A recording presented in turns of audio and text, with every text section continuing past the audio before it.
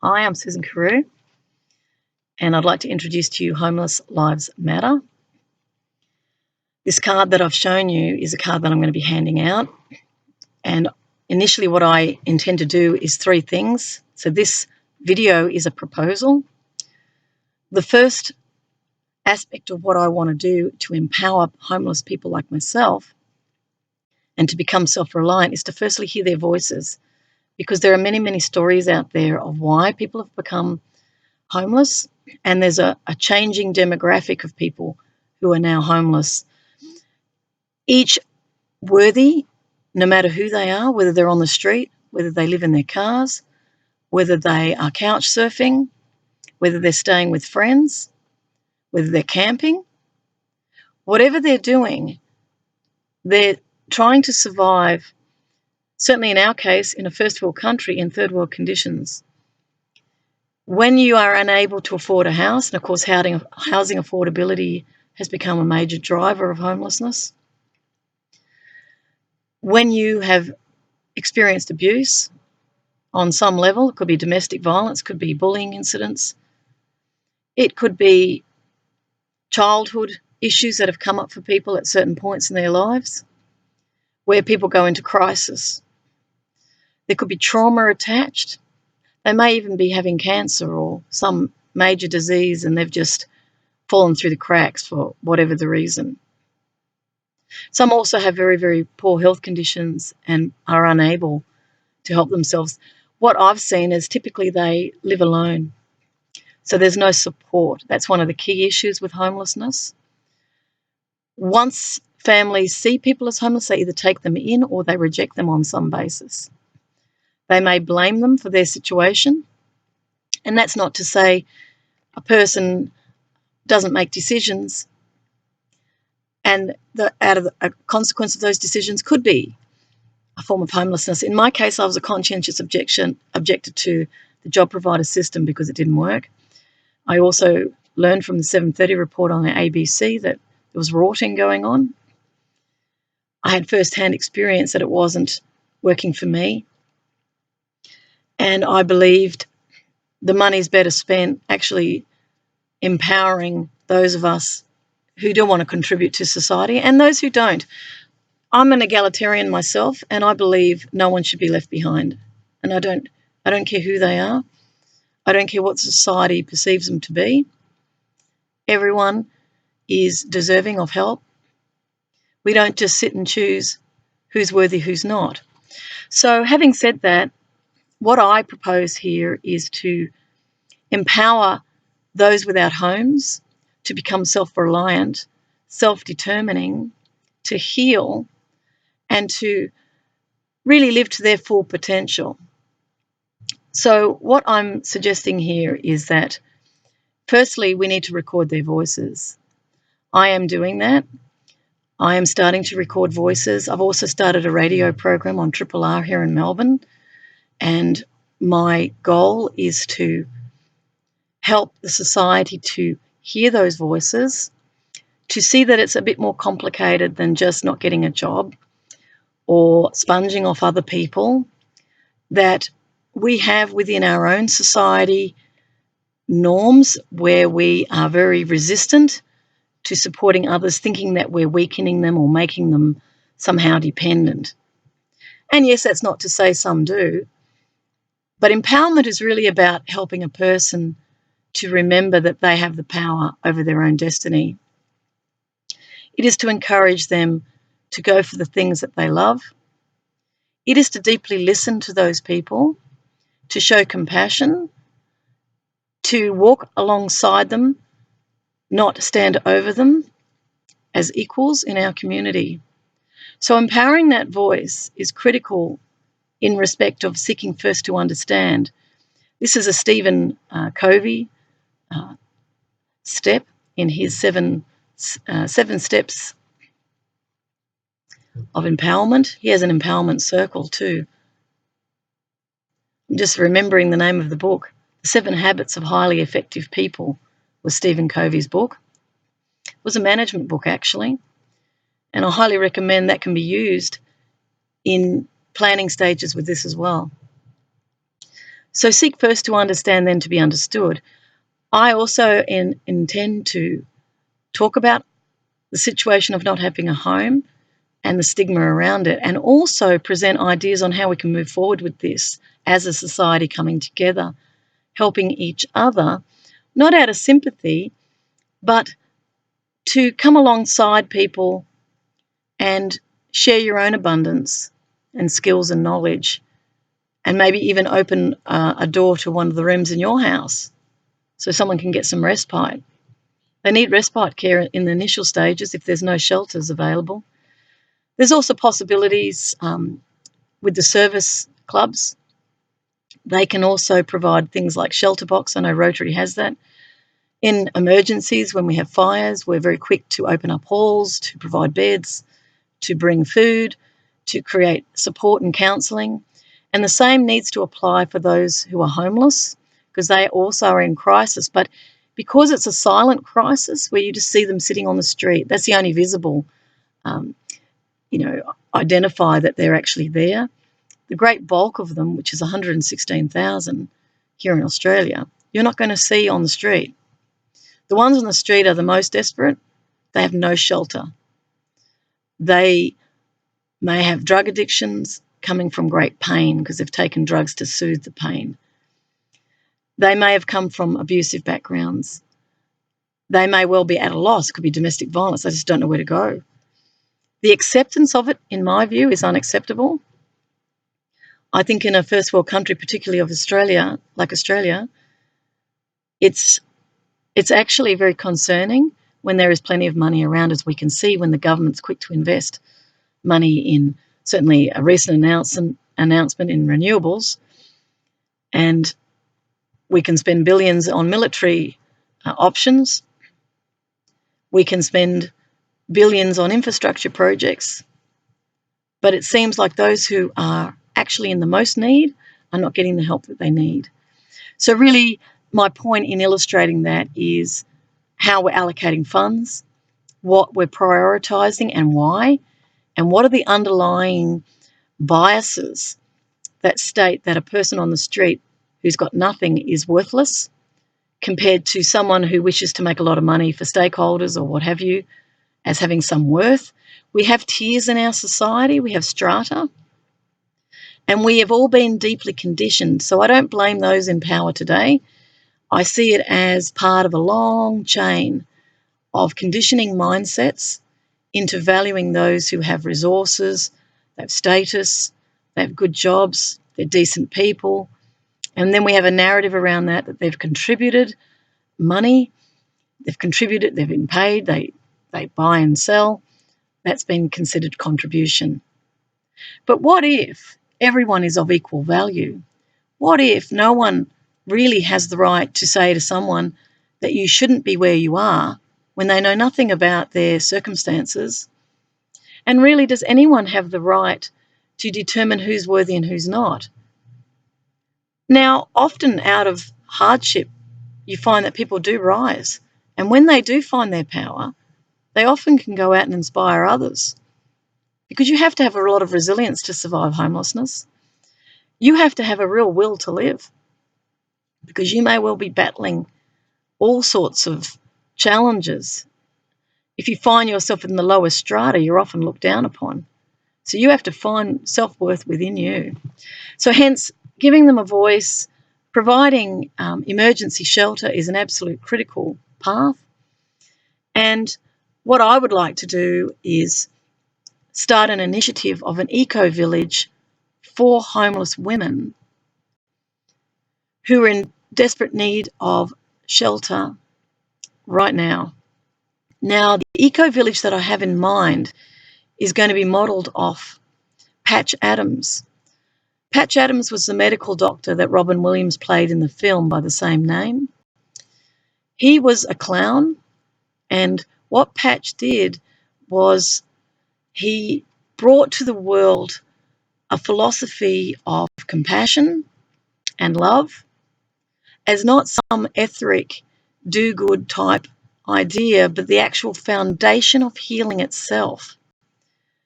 Being a medical doctor, what he saw was what was often critically important between a doctor and the patient was to actually come alongside that patient and treat them as a human being.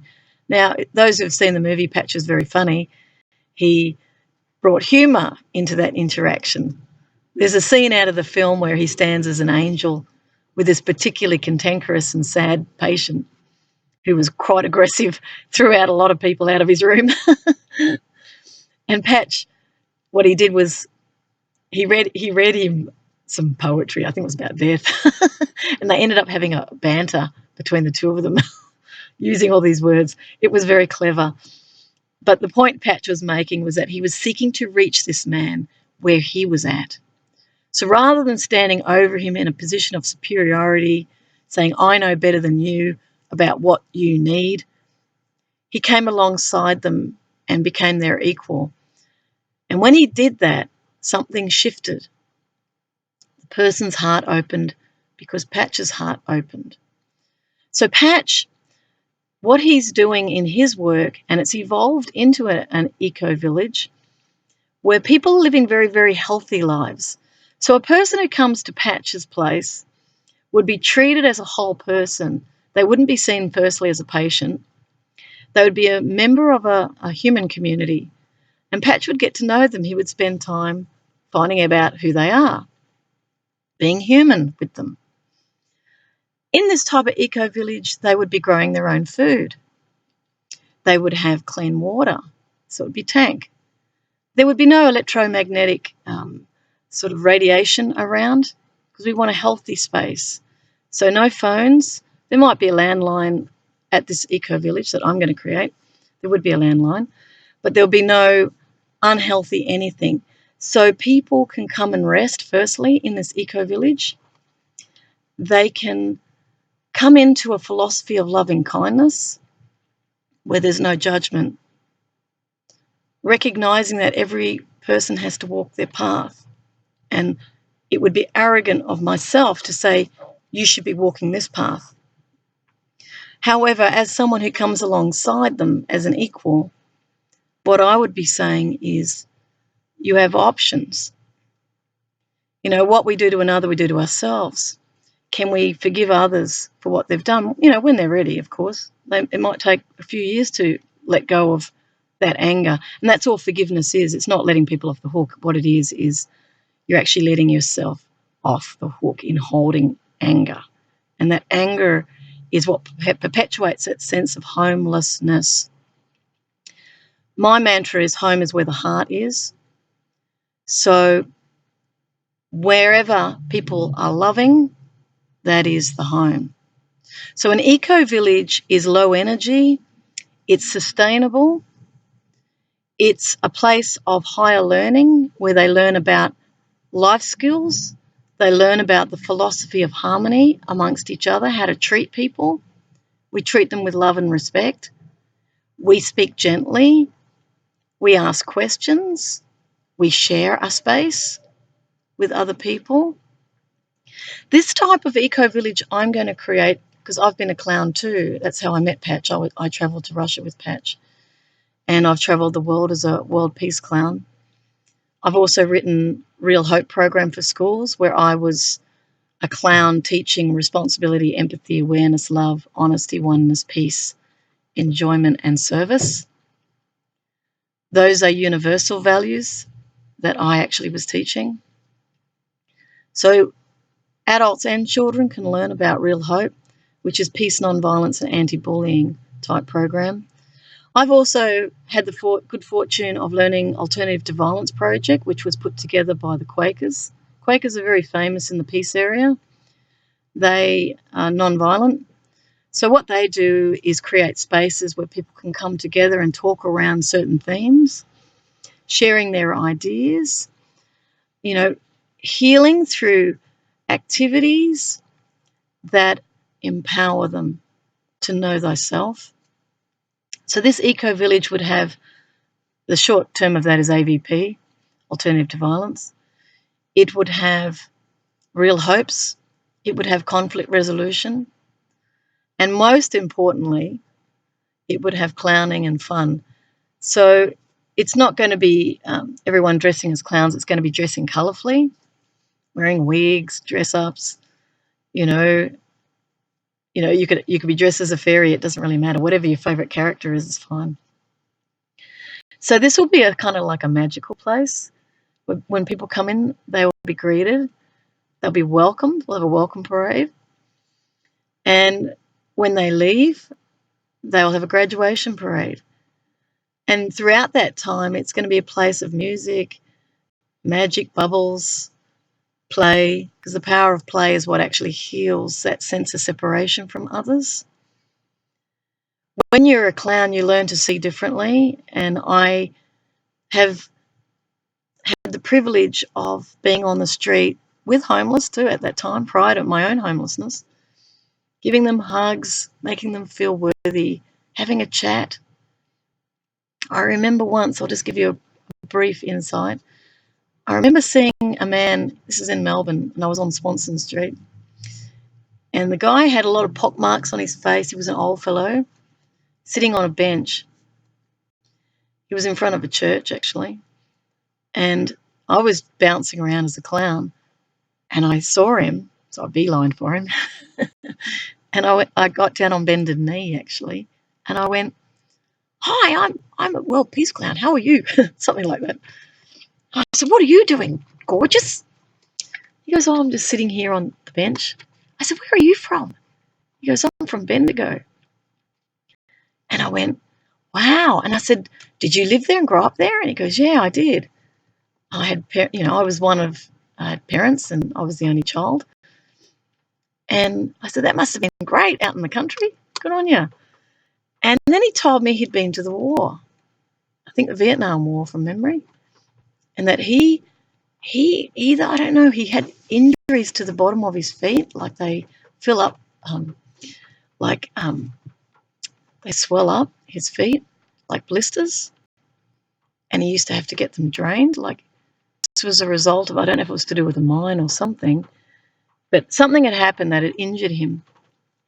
And he also shared with me that he was so proud of himself that he wasn't an alcoholic. He would share a space with others who were in the city,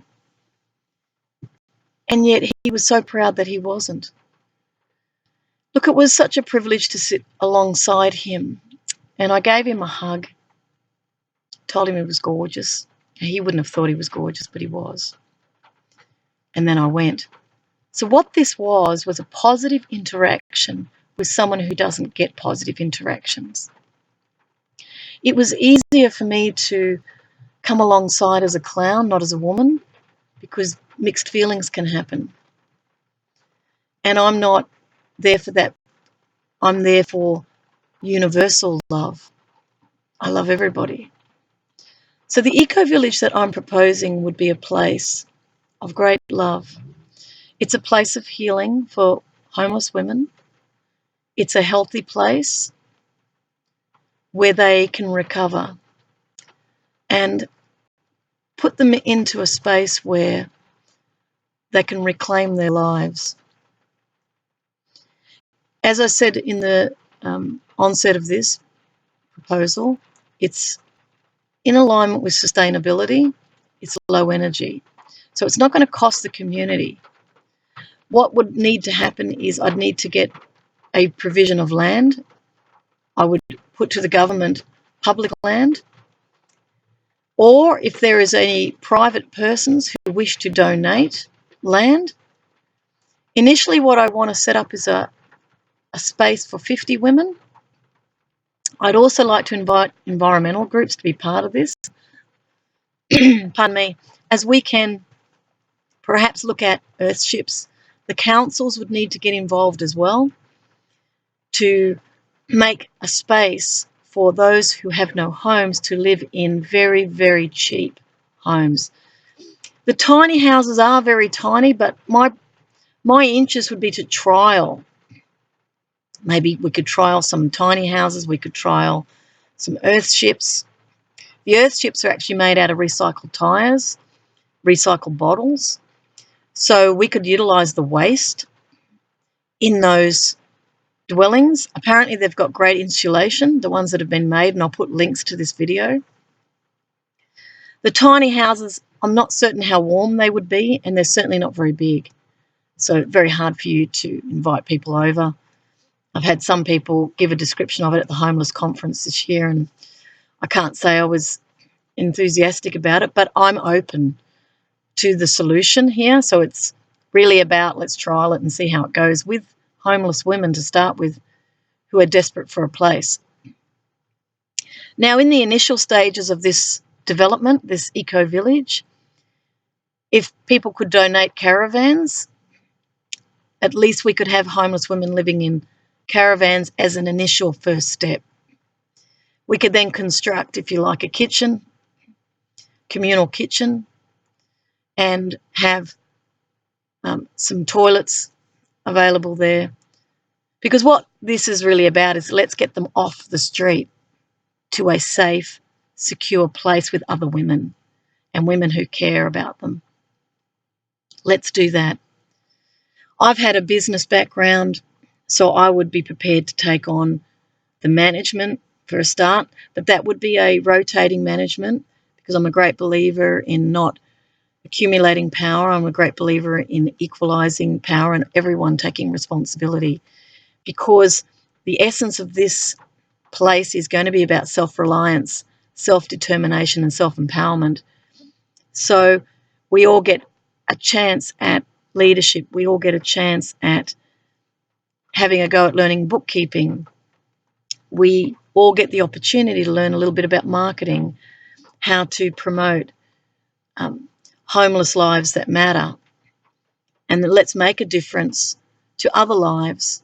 So we pay it forward as we help each other. We then help the next lot of women and the next lot, and then we can start working towards helping, or perhaps coming alongside that project idea as it starts to manifest and work.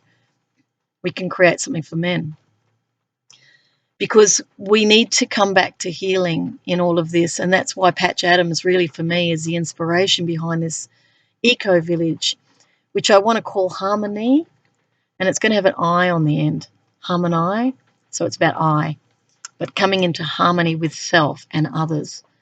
So it will be a form of a peace centre is what I want to do. So that's the idea which I'm going to put out into the world, and I'm going to send this link to a lot of people.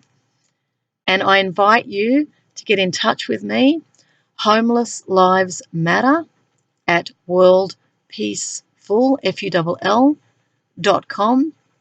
And for those of you who want to know a little bit about who I am, you're welcome to go to my website, which is www.worldpeaceful.com, and we can then connect and talk further. This is a wonderful initiative which I know will work, but I do require my community to come alongside me in order to make this happen. Let's make this a goal for Christmas. Let's get 50 women off the street by Christmas. Thanks for watching and listening, and I look forward to hearing from you. Thank you. Bye.